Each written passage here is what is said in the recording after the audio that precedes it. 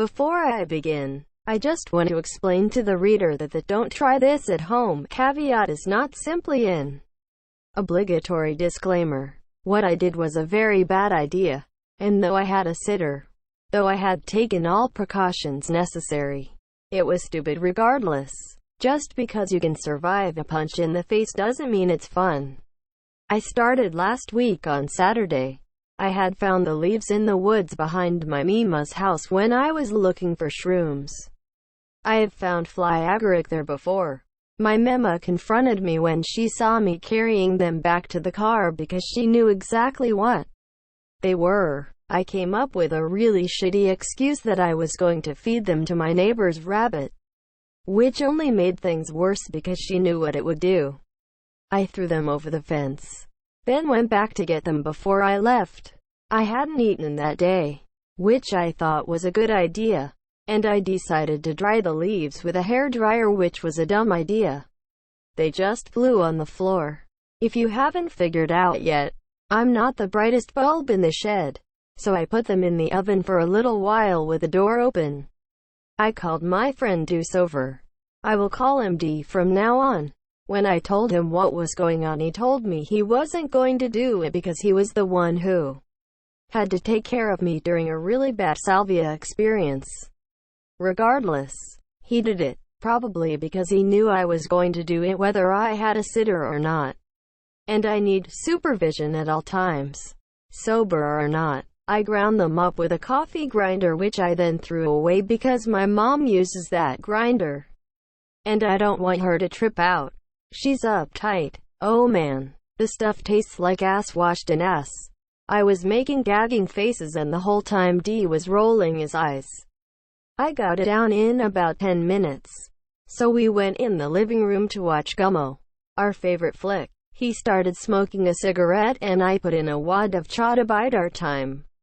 About an hour into the movie, I started having trouble following what's going on.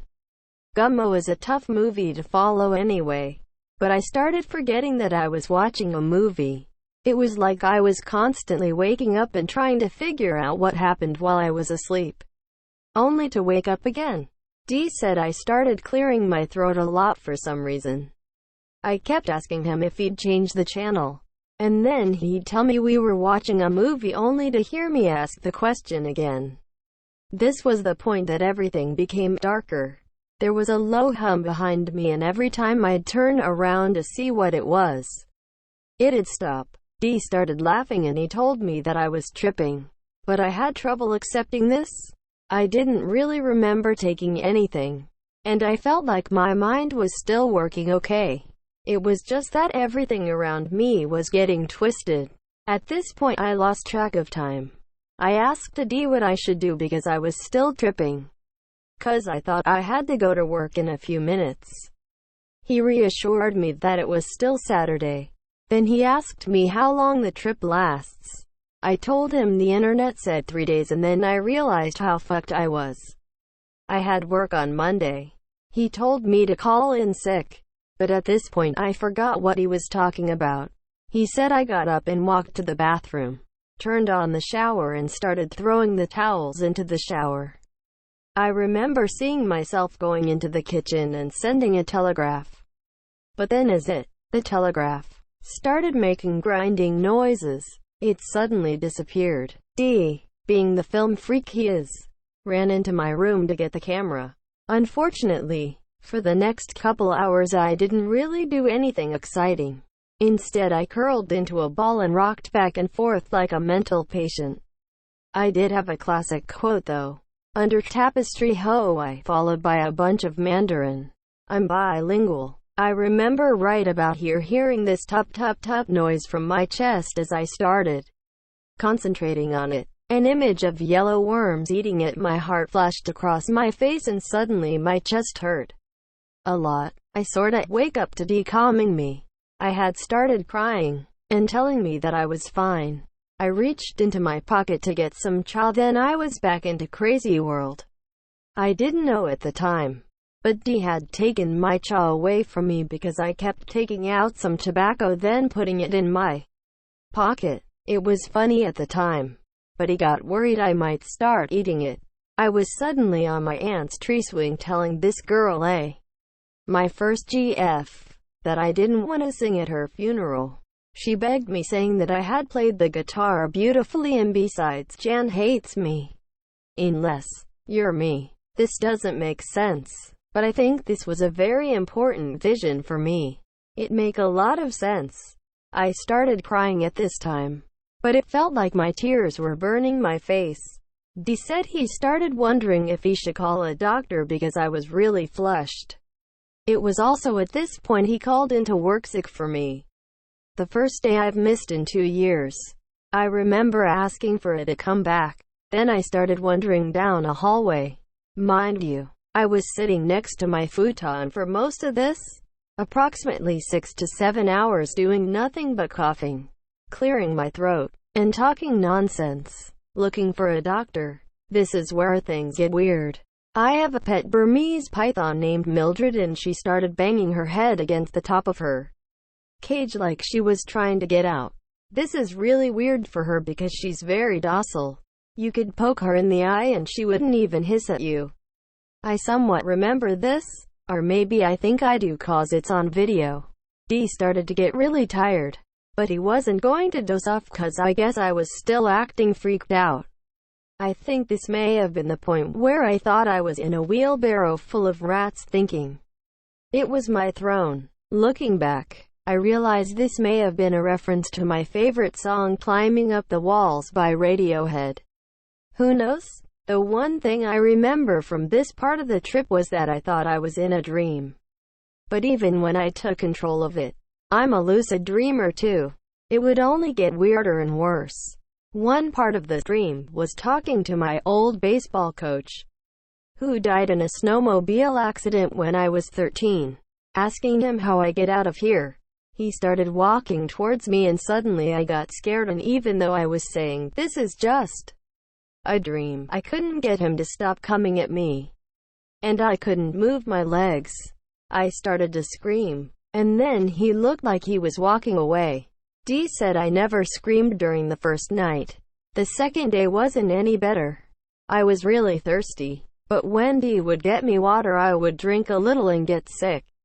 He was also trying to get food in me, but I couldn't swallow. Just having food in my mouth made me feel dirty. I didn't feel nauseous. I just felt weird eating when I did swallow, and when I did, I felt like it was hurting my stomach. It was also at this point I felt like I couldn't breathe. This may have been true because Dee said I was sweating really bad, and he said my pupils were really huge. A digital picture confirms this. I just remember praying to a God I didn't believe in that it would end. I said I would quit drinking tobacco and pot. Some promise. I'm stoned now. I wanted out of this trip. I'd had bad trips before, but this one kept coming back in waves. Worse than ever. The hallucinations started to get stronger too. I could now smell things that weren't there, and I could feel them too. I remember seeing a hound, not a dog, some sort of freaky hound, coming out from under my desk and brushing up against my leg. I could feel it. Then suddenly it wasn't there. This was also when something started tugging at me. It felt like some force was pulling me backwards, and if I turned around it would still pull me from behind.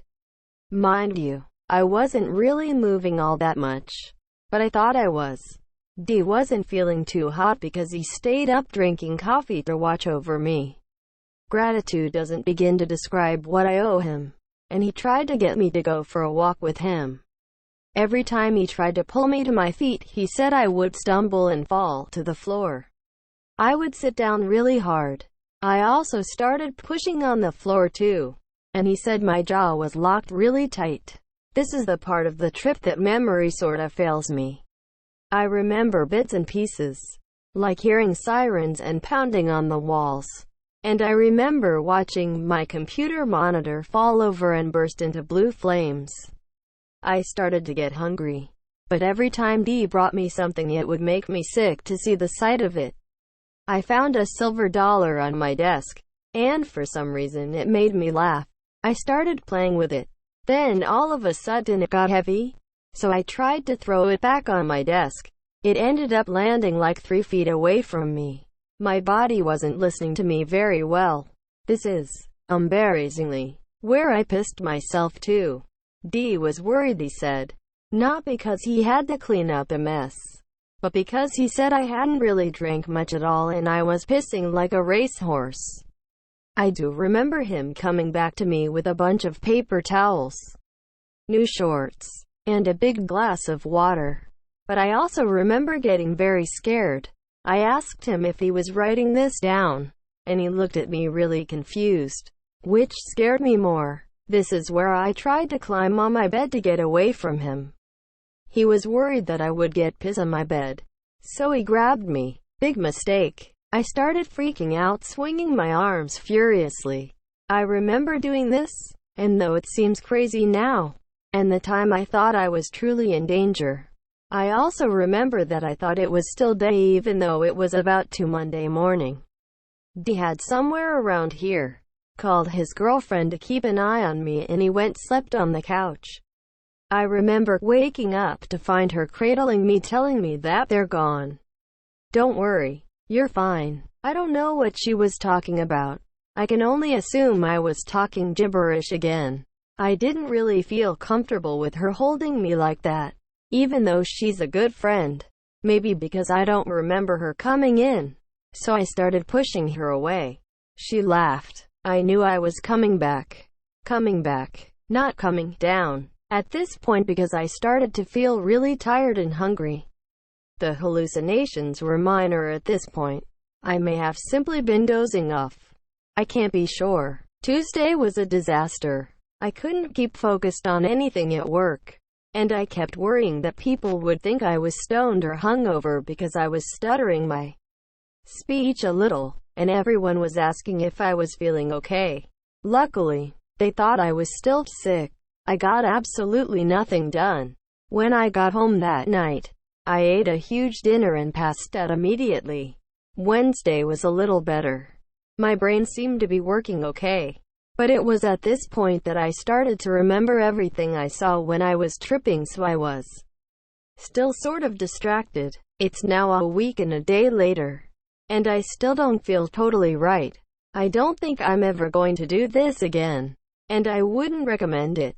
I did gain a bit of insight from the experience, but I would have rather just taken shrooms or acid or something a little more manageable.